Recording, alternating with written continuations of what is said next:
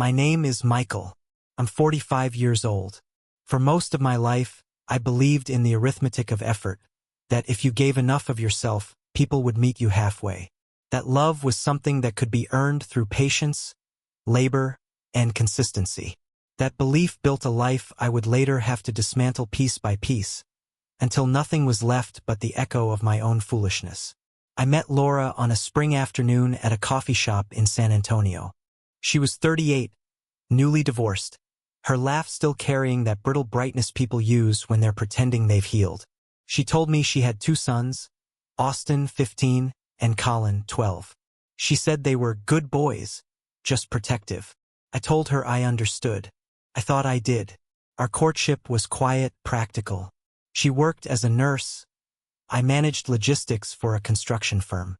We talked about mortgages, schedules, stability.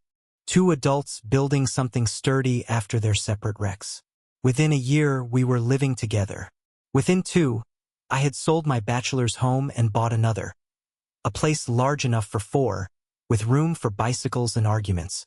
I remember the first night we all ate dinner together there. Laura made chili. Colin kept dropping his spoon because he was nervous, and Austin barely spoke, his face half hidden behind a phone. I thought, give it time. Families don't form overnight. They're carved slowly, like stones smoothed by rain. I told myself they'd see who I was, the man willing to show up, the one who stayed. For a while, it seemed to work. I taught Colin how to balance on a skateboard in the driveway until dusk turned the streetlights gold. I fixed the chain on Austin's bike when it jammed halfway to school. On weekends, I grilled while they kicked a ball across the yard, and Laura watched from the porch, smiling like the life she'd promised was finally real. They started calling me Mike. I thought that was progress. I told myself names evolve with time. I started taking on extra shifts.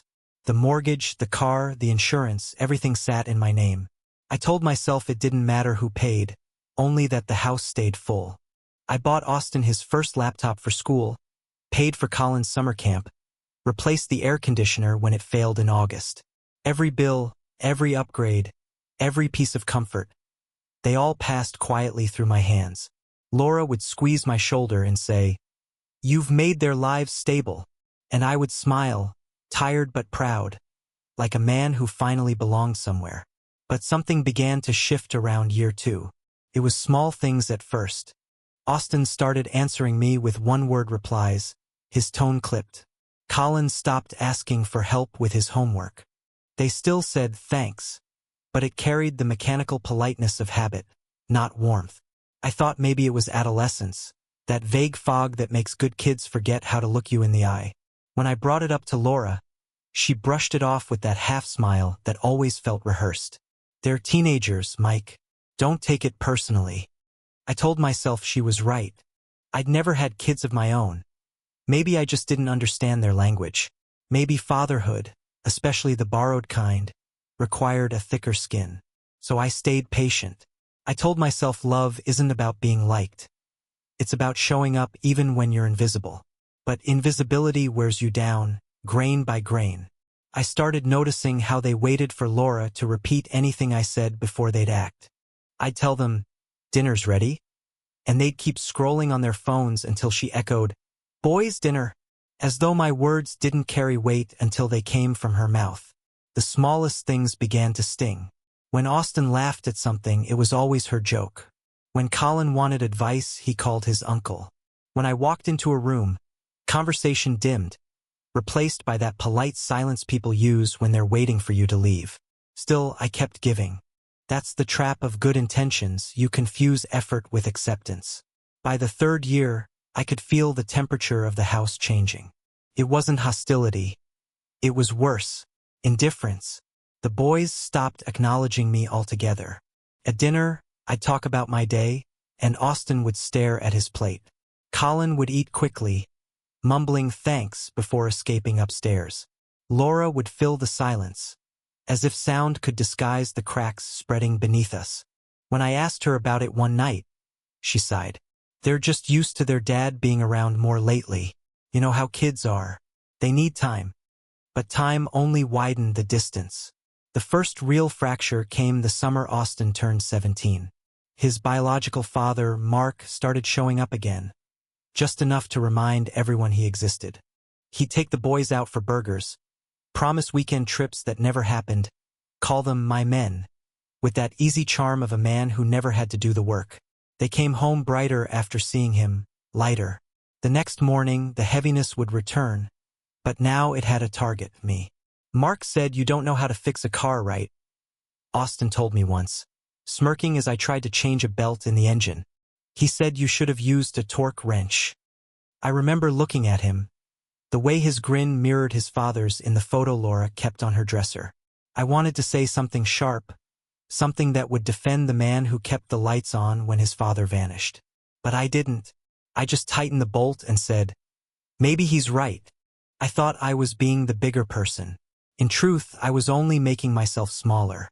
That night, Laura kissed my cheek before bed and said, "You're good with them. You don't rise to it." I wanted to ask her why I always had to be the one who didn't rise.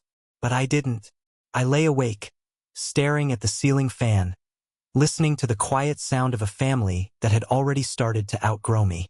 Then came the night that burned itself into memory, the dinner that stripped away the illusion completely. It was early autumn. The air smelled like rain and cut grass. Laura had made roast chicken, and we sat around the table as if we were still pretending to be a family. Colin was talking about school, about some teacher he didn't like. I laughed lightly, trying to keep the rhythm alive. But Austin was quiet, pushing food around his plate. His jaw worked slowly, like he was chewing on more than dinner. Then he looked up at me. His eyes were steady, flat, carrying none of the warmth I once hoped to find there. "You're nobody here," he said. "Just someone living in our house." The words landed like a nail driven into wood, clean, final, echoing in the silence that followed. Laura froze, her fork halfway to her mouth. Colin's face went red, and he stared down at his plate. For a moment, the only sound was the faint hum of the refrigerator. I waited for Laura to say something, anything, to correct him, to tell him that wasn't fair, that wasn't true. But she didn't. She just sat there, eyes wide, lips parted, the air thick around her. I looked at her first, then at Austin. "Is that what you think?" He didn't blink. "I know it." Something cold unfurled inside me. Not anger, not yet, but the slow death of belief. I looked around the table at the faces I'd fed, the walls I'd painted, the lives I'd financed, and realized none of it was mine. I was a guest in the home I had built, a provider mistaken for a presence. I finished my meal in silence. Laura tried to change the subject, her voice trembling as she asked Colin about a test. But the air had already curdled. Everything from that moment forward felt like performance. The polite clatter of forks, the muttered thanks, the clearing of plates that followed the end of something sacred. Later that night, when the house was quiet, I stood in the hallway and listened to their laughter coming faintly from Colin's room. Laura was with them. I could hear her voice, soft, indulgent, smoothing the edges of what had just happened. I turned off the lights and sat in the dark living room. Outside, the rain had started, tapping gently against the windows. I thought about every bill in my desk drawer, every hour of overtime, every moment I told myself this family just needed patience. All illusions end quietly. You don't always hear them break. Sometimes they just fade, leaving you sitting in a house full of people who never really saw you at all. And that night, I realized I hadn't built a family.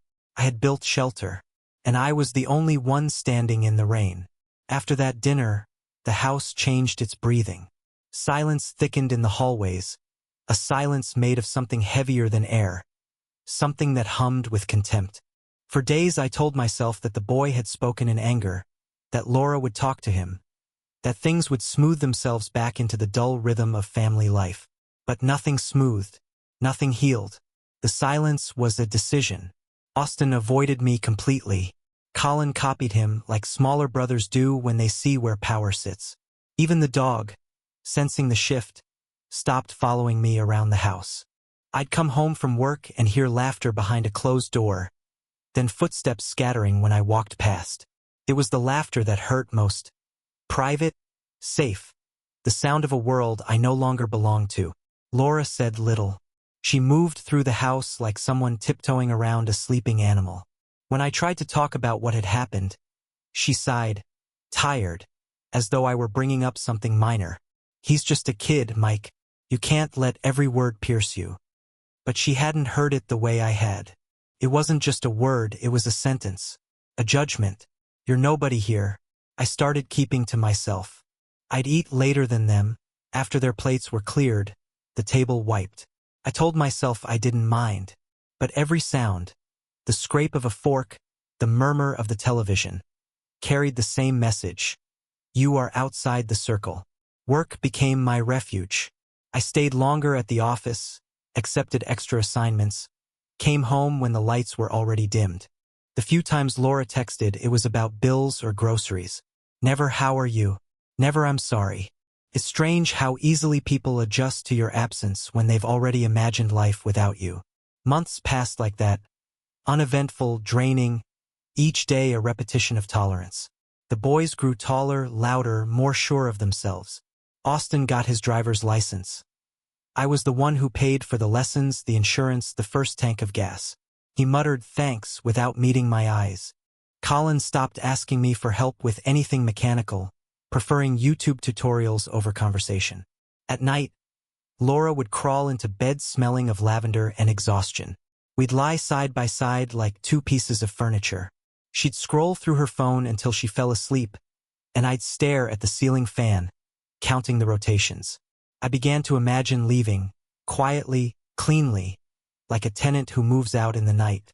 But then I'd picture the mortgage papers with my name alone on the top line, the endless payments that tethered me to this illusion, and I'd stay. Because leaving would mean admitting the last 7 years were nothing but charity. The first open confrontation came one Sunday afternoon. The air was thick with heat, the kind that makes tempers short. Austin was in the driveway washing his car. A gift from Laura's parents, paid for entirely by my temporary loan. I noticed he was using dish soap instead of car shampoo, and I mentioned it gently. He didn't even look up. I know what I'm doing. You'll strip the wax, I said. Use the blue bottle in the garage. He turned then, eyes sharp, voice loud enough for the neighbors. Why do you care? It's my car. The word "my" echoed. Laura was at the door watching. She didn't intervene, just stood there with her arms folded, pretending not to hear the disrespect drip between us. I could have insisted, could have reminded him whose money had made that car possible. Instead, I walked back inside. Later, when she came to the kitchen, I asked her if she'd heard. She said, "He's just asserting independence. It's what boys do." And I said nothing because the alternative would have been shouting. That was the day I stopped giving advice. From then on, I treated them like tenants, polite distance, minimal interaction. I kept the bills paid, the fridge stocked, the roof intact. But inside, something was rotting. The laughter at dinner became a language I couldn't translate. They'd talk about their father now and then. Mark, the ghost who showed up twice a year, and every mention was a knife wrapped in casual tone. Dad said this. Dad promised that. Dad's taking us to the lake next month. I knew he wouldn't, but Laura would smile faintly, as if hope itself were a kind of loyalty. Sometimes I wondered if she needed me only as contrast, to make his absence look like romance, to make my labor invisible. She never said it outright, but her silence said enough. Every time I reached for her hand, she found a reason to move. One night I came home early. The house was glowing with television light. I stood in the hallway, unseen, listening. Austin's voice floated from the living room. That guy needs to know his place. Laughter followed, Colin's lighter, unsteady echo. Then Laura's voice, quiet, almost weary. Don't start. But she didn't stop them. I stayed there, behind the wall, listening to my own eulogy. That guy. Not Mike. Not even him. Just that guy. Something in me snapped, but not loudly. It was the kind of break you only feel internally. A shift in temperature. A certainty that nothing will ever return to its previous shape. I walked out the back door and sat on the porch, the night pressing close. The sky above Texas was vast and indifferent, stars sharp as glass. I thought about all the years I'd traded for this, all the moments I could never reclaim. The overtime, the exhaustion, the small humiliations I'd swallowed in the name of peace. When Laura finally noticed I was outside, she came to the doorway. "Why are you sitting in the dark?" I said, "Because it's honest." She frowned, not understanding. She never did. That night, I made a decision, not a loud one, not even conscious at first. It was the decision to stop fighting for space in a home that had already erased me. To become exactly what they believed I was, nobody. But even nobodies can count. I began taking inventory in my head. Every receipt, every automatic payment, every hidden cost of keeping this family afloat. The electricity, the insurance, the tuition deposits, the car maintenance, the endless stream of expenses that had become the background hum of our lives. It struck me that everything, every comfort, every convenience was connected by threads that all led back to me. And that realization wasn't bitter. It was liberating. The next few weeks I withdrew further. Laura called it moodiness. I called it observation. I wanted to see how long it would take for anyone to notice my absence beyond the practical. The answer came quickly, 3 days. The Wi-Fi went down, and no one could fix it without me. The car needed gas, and the credit card I'd given Laura was at its limit. Suddenly I wasn't invisible anymore. I was infrastructure. That's when I understood the truth. They didn't respect me because they didn't have to. I had removed all consequence from their cruelty. I had built them a kingdom without rent. So when Austin threw another casual insult a week later, "You're not in charge here," I didn't argue. I just looked at him and said quietly, "You're right." He smirked, thinking he'd won. Then I added, "I'm not the head of this house. I'm its owner." He didn't understand then, but I did. It was the first honest sentence I'd spoken in months. That night, lying beside a woman who no longer turned toward me, I began forming a plan. Not revenge, something colder, cleaner. An exit written in numbers and signatures. A withdrawal that would leave behind nothing but silence and unpaid bills. Because respect, I realized, can't be begged. It must be billed. And in the morning, the balance would start to shift. After that night, I stopped sleeping. It wasn't restlessness anymore, it was calculation.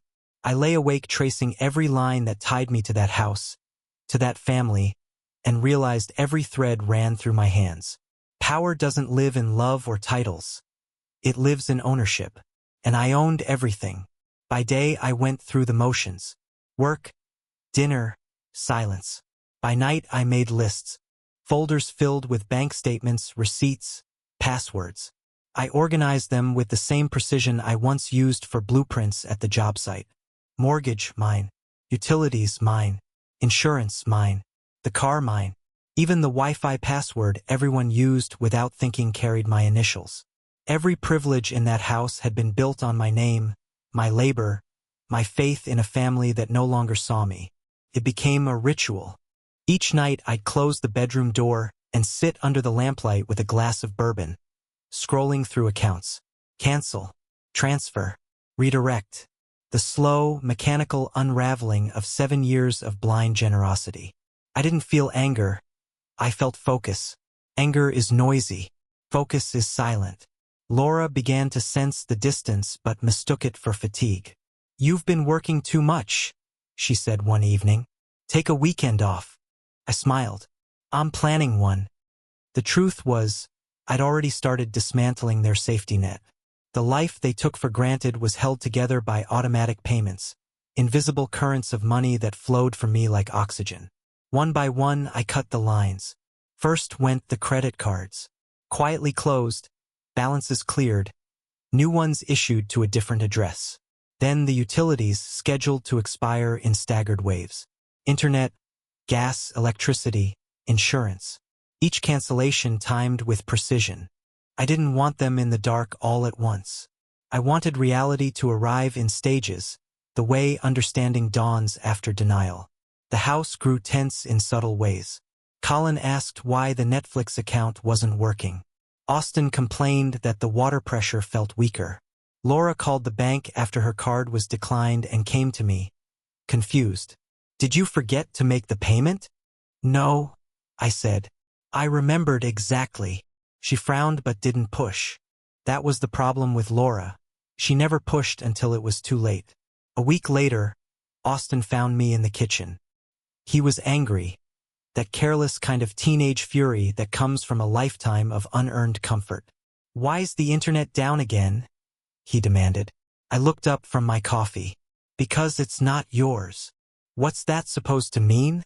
It means you've been living in a house that doesn't belong to you and acting like it does. He laughed short and sharp. You think turning off the Wi-Fi makes you in charge? I shrugged. No, it just makes you aware. That night I packed a suitcase.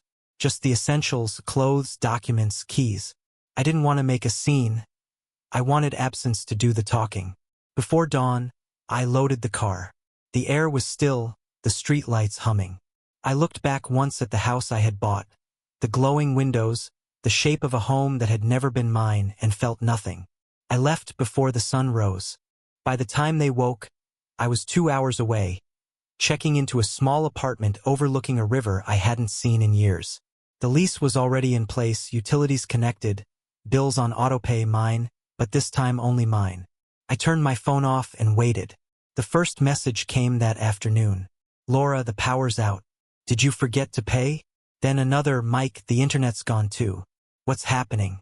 Then Austin, minutes later. Dude, what the hell did you do? My cards declined, mom's freaking out. I didn't respond. By evening, the tone shifted. Laura called 17 times before sending a single text that said only, please answer.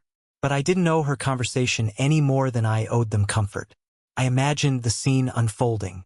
The boys stumbling from room to room, checking outlets, flipping switches, blaming each other. Laura on the phone with customer service, learning every account was under my name alone. The dawning realization that the house they had claimed as theirs was a stage set collapsing around them. By the next morning, my inbox was full of chaos. You can't just do this. We have no food in the fridge. Austin's car insurance got canceled, he can't drive. Colin missed school because the bus card doesn't work. Every message was a receipt of dependence. I read them all, then deleted them. The weight I had carried for years dissolved with each click. It wasn't cruelty. It was balance restoring itself. I had simply stopped paying for the privilege of being despised. That evening, I sat on the balcony of my new apartment and watched the sunset bleed into the river. The city lights flickered to life one by one, calm, distant, unbothered. My phone buzzed again, Laura calling. I let it ring until it stopped. Then another message. They're saying we can't stay here unless the mortgage is paid. Please, Mike, we'll figure it out. Just talk to me. I poured another drink and stared at the reflection of the sky in the water. For the first time in years, the silence felt clean. 2 days later, I drove back, not to return but to see. The yard was overgrown. The mailbox stuffed with envelopes marked past due. Austin's car sat in the driveway with a flat tire. Through the window, I saw movement. Laura pacing with her phone pressed to her ear. Colin slumped on the couch. Austin shouting at someone I couldn't see. No one noticed me. I stayed just long enough to understand that my absence had become visible, undeniable. The house was no longer a home. It was a shell, hollowed out by the truth of its dependence. When I left again, I didn't look back. Driving north, I felt the strange calm of a man who has finally stopped explaining himself. People think revenge is loud, dramatic. They're wrong. Real revenge is silence, letting others hear the echo of what they destroyed. Back at the apartment, I opened my laptop and checked the accounts. The balances were clean. Every thread that once bound me to that house was cut. My name, once buried beneath their contempt, was mine again. I thought about Laura's last words before all this began. They're just teenagers. Don't take it personally. But this was never about teenagers. It was about debt, emotional, financial, moral. And debts always come due. I closed the computer and sat in the dark. For the first time in years, the air didn't feel heavy. No laughter upstairs. No silent accusations at dinner. Just the steady hum of my own breathing. I had given them everything: money, structure, stability. They had given me nothing but reminders that I didn't belong. So I gave them what they wanted, a world without me. And as I watched the lights flicker on across the river, I wondered if, at that very moment, they were realizing how much of their comfort had been built on the man they called nobody. That was the thought that finally let me sleep. The first thing I noticed was the quiet. Not silence, quiet. Silence feels empty. Quiet feels earned. In the weeks after I left, the noise that had filled my life, arguments, slammed doors, Laura's voice softening every insult, dissolved into something still and weightless. For the first time in 7 years, I could hear myself think. The apartment overlooked a river that moved slow and brown under the Texas sun. Each morning I drank coffee by the window, watching the light crawl across the water. I didn't decorate. I didn't need to. The bare walls were enough. They didn't speak back. At first, the absence felt strange. I'd wake expecting the dull rhythm of obligation. The emails, the errands, the endless maintenance of a life that had never felt like mine. But the calendar was blank now. No bills in my name that weren't my own. No reminders of birthdays I wasn't thanked for remembering. Laura tried calling for a while. Her messages shifted from anger to pleading to silence. You can't just walk away like this. Then the boys are struggling. Then, please Mike, at least talk to me. Each one shorter than the last until they stopped completely. I heard things through the small-town circuit of gossip that travels faster than truth. Austin dropped out of college. Colin moved in with their father for a few months before drifting back to Laura. The house eventually went into foreclosure. Someone told me Laura took a job 2 towns over, renting a small duplex near the highway. I didn't look. People ask if I miss them. I don't know how to answer that. You can't miss something that never existed. What I miss is the version of myself that believed effort could replace blood. That man died quietly, somewhere between a dinner table and a slammed door. Most evenings I walk by the river until dark. The air smells of damp soil and honey's asteriskal. I pass families on porches, fathers carrying toddlers, the sound of lives still whole. Sometimes I imagine Laura there among them, laughing again, telling stories that make her look blameless. Maybe she says I was too proud, too distant, too cold. Maybe she tells herself she did what she could. Maybe that's true. There's no anger left, not really. Just understanding, the kind that comes too late to matter. I understand now that love without respect isn't love at all. It's dependence wearing a mask. I gave them stability, and in return they gave me permission to keep giving. That's the quiet cruelty of gratitude withheld. It makes you work harder, hoping it will appear. It never does. Sometimes, late at night, I catch myself thinking of Colin's laughter from years ago, when he still called me Mike with a hint of warmth. Or the way Austin once asked me to drive him to practice, the sun flickering through the windshield. Small moments that felt ordinary at the time, now fossilized in memory. I don't cling to them. They're just proof that, for a brief stretch, I believed we were building something together. Then I remember the dinner, the words that ended it all. You're nobody here. I hear it clearly even now, not as an insult, but as a diagnosis. They didn't hate me. They simply couldn't see me. And there's no healing blindness like that. A few months after I left, I ran into Laura at the grocery store. She looked older, thinner, her hair pulled back tight. There was no anger in her face, only fatigue. She smiled. Small, polite, like neighbors do when they've forgotten each other's names. "Hi, Mike," she said. "Laura." We stood there beside the apples, 2 strangers with shared ghosts. I asked how she'd been. She said fine, working a lot. She mentioned the boys, Austin living with friends, Colin taking classes online. Her voice cracked just once, barely noticeable. Then she asked the question I'd been expecting. "Do you ever think you went too far?" I looked at her, really looked. The lines around her eyes, the nervous twist of her hands. Once I would have reached for them. Now I just breathed. "I went exactly as far as you let me," I said. She didn't reply.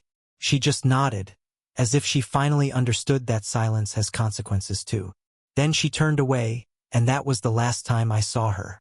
When I got back to the apartment, the sunset was spilling red across the river. I opened the window and let the air in. Somewhere across town, families were sitting down to dinner, voices rising and falling in that fragile rhythm I used to mistake for permanence. I thought about the house, about how quickly comfort disappears when its foundation is respect and the respect is gone. They had built their confidence on my labor, and when I stepped away, the scaffolding collapsed. It wasn't vengeance. It was gravity. The truth is, I don't hate them. Hatred requires care, and I don't have that left to give. What I feel is something cleaner, clarity.